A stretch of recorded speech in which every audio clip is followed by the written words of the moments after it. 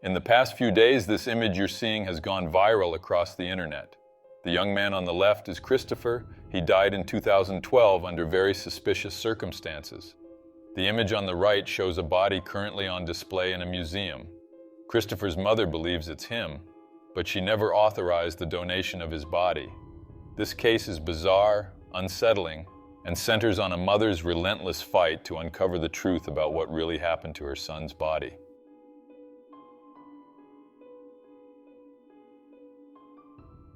Christopher Todd Eric was born on September 27, 1989 in Mesquite, a city of nearly 150,000 people located in Dallas County, Texas. He had a peaceful childhood and adolescence. At the time of the events, he was 23 years old and was described by his mother as full of life, passionate about sports, and deeply devoted to his faith. Christopher attended church regularly, had a close relationship with his friends and family, and showed no signs of serious issues that might lead to a tragic end. According to Kim, he was a happy young man with dreams and plans for the future. However, Christopher's life wasn't without its challenges. His parents, Kim Eric Smith and Stephen, were divorced, and he lived with his father in Houston. The relationship between Kim and Stephen was strained, often marked by disagreements over how to raise their son. Still, Kim remained strongly connected to Christopher, until something changed drastically in the months leading up to the tragedy. In 2012, Christopher's father, Stephen, decided to send him to an all-boys boarding school in Houston, Texas, an institution Kim described as suspicious. According to her, the place had a dark reputation, with reports of abuse and even mysterious deaths involving other young men. Kim claims that under Stephen's orders, all her communication with Christopher was completely cut off. He was not allowed to receive visitors or make phone calls, leaving her without any contact with her son. That forced isolation was the first clear sign that something was very wrong. Kim also mentioned that Christopher was being given excessive doses of testosterone at the boarding school without any clear medical justification. She never understood why this was happening, but she believes his father knew about it and approved. These allegations raised disturbing questions. What was really going on at that boarding school? Why was Christopher isolated? And how does all of this connect to the tragedy? On November 8, 2012, Christopher Todd Eric was found dead at his paternal grandmother's house in Houston. He was just 23 years old. The news devastated Kim, but what followed turned her grief into an endless nightmare.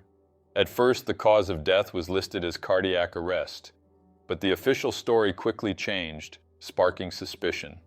According to the revised death certificate, Christopher died from cyanide poisoning, a highly lethal substance. The cause of death was marked as undetermined. Authorities suggested it could have been self-inflicted or due to natural causes, but no definitive conclusion was ever reached. Toxicology tests confirmed the presence of cyanide in Christopher's system. However, how he came into contact with the poison remains a mystery. The report also noted illegal substances in his system, but didn't specify which ones. The pathologist who conducted the autopsy documented two medical conditions in Christopher: coronary artery malformation. Christopher's right coronary artery had an abnormal structure, with 3 small openings instead of one large main vessel. This malformation reduced blood flow to parts of the heart, increasing the risk of cardiac complications under stress. The pathologist discovered a recent myocardial infarction, damage to the heart muscle caused by a lack of oxygen, estimated to be between a few hours and a day and a half old.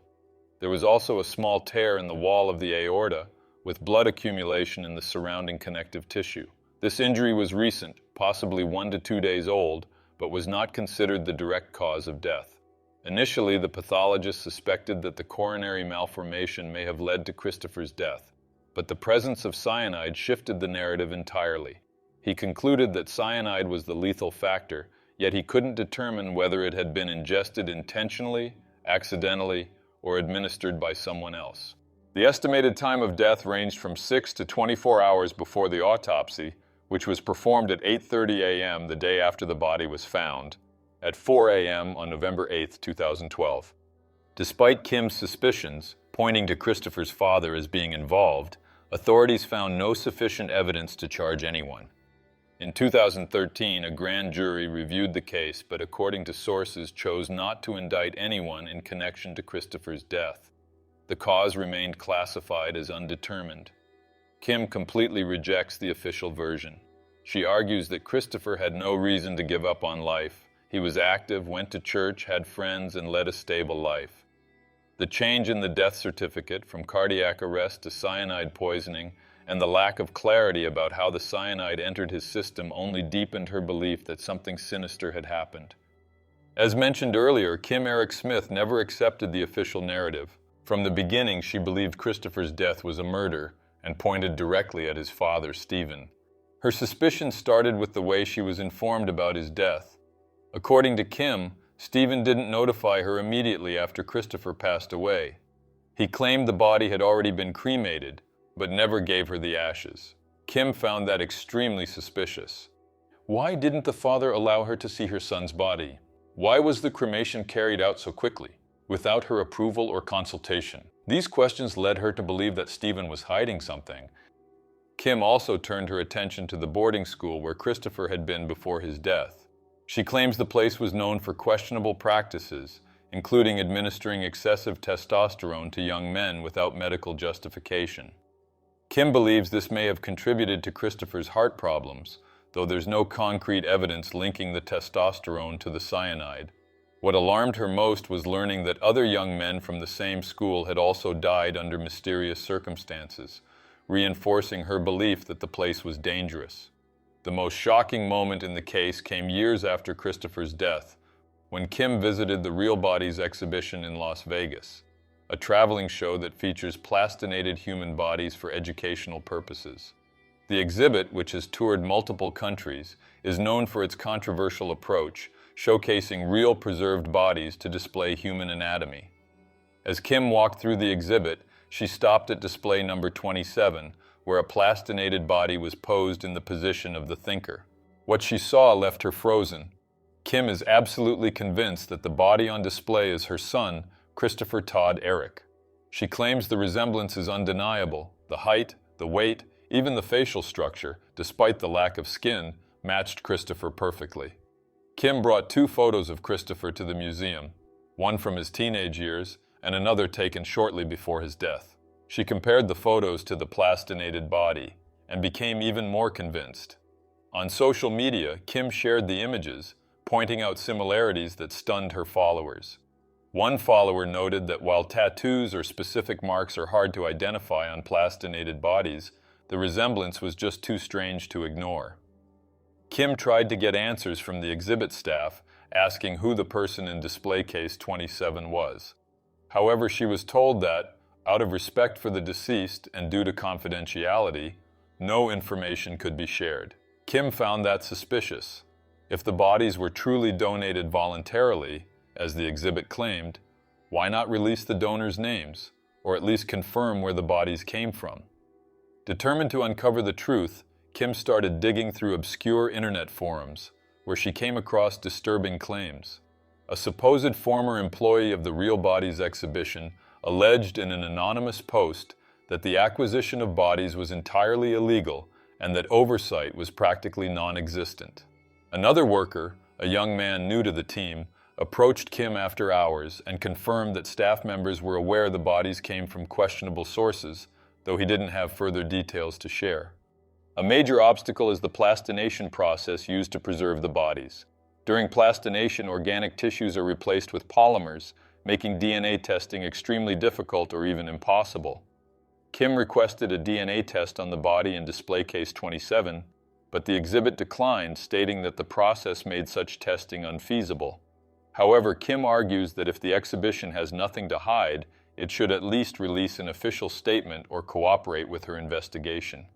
The silence from the Real Bodies exhibition has only fueled more suspicion. Despite media coverage, with the case gaining traction on social media and other platforms, the exhibition has not responded to Kim's claims. In a public Facebook post, Kim addressed Stephen, Christopher's father, demanding answers. She accused him of profiting from Christopher's death, suggesting that he sold his son's body to the Real Bodies exhibition in Las Vegas. Kim also stated that Stephen completely cut off her communication with Christopher while he was at the boarding school, isolating him entirely. She launched a petition on change.org demanding that the body in display case 27 be tested to determine if it belongs to Christopher. The petition gathered thousands of signatures, reflecting public support for her cause. She also created a Facebook page to share updates and rally support, where she expresses her pain and determination. Kim insists that Christopher had no intention of giving up on life. She describes her son as a vibrant young man, full of energy and faith, with no serious issues that could justify the use of illegal substances or cyanide. To her, the presence of cyanide is strong evidence that everything may have been orchestrated, either by Stephen or the boarding school. In 2025, the case went viral again online, with many users demanding greater transparency in the human body exhibition industry. Kim didn't sit idly by. In addition to the change.org petition, she used social media to share her story and push for justice. In her posts, she details her efforts to get answers, including reaching out to authorities, lawyers, and the administration of the Real Bodies exhibition. The Real Bodies exhibition faced backlash after the story gained traction. According to reports around 2012 and 2013, the exhibition's owner had legal troubles for failing to verify the origins of the displayed bodies. However, those investigations led to no major consequences, likely due to the lack of strict regulation in the anatomical exhibition industry. Kim and other critics argue that this lack of transparency suggests illegal practices, including body trafficking. In online forums, Kim found other disturbing claims, one from a man who believed the body of his pregnant wife was in the exhibit. Another story claimed that an Asian journalist disappeared after visiting the museum, only for her body to later appear on display. Although unverified, these accounts fuel the theory that the Real Bodies exhibition may be part of an illicit body acquisition network. Despite all obstacles, Kim continues her fight.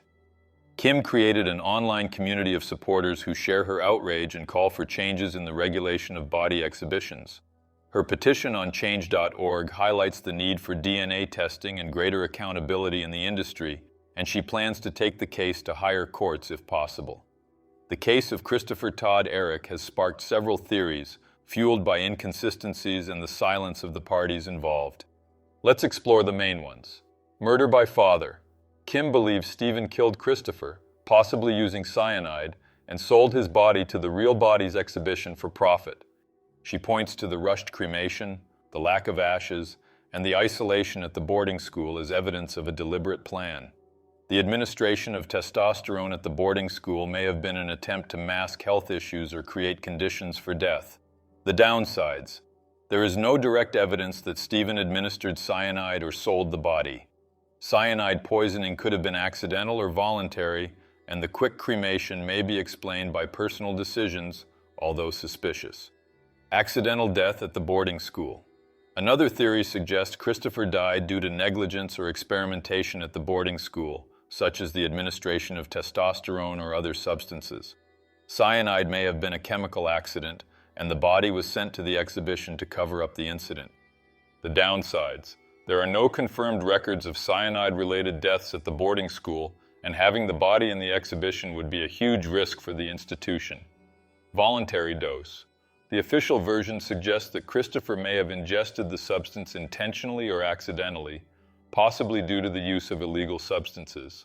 His coronary malformation could have contributed to death under stress. The downsides. Kim insists that Christopher had no reason to do this, and the presence of cyanide is hard to explain without context of access to the poison. Body trafficking.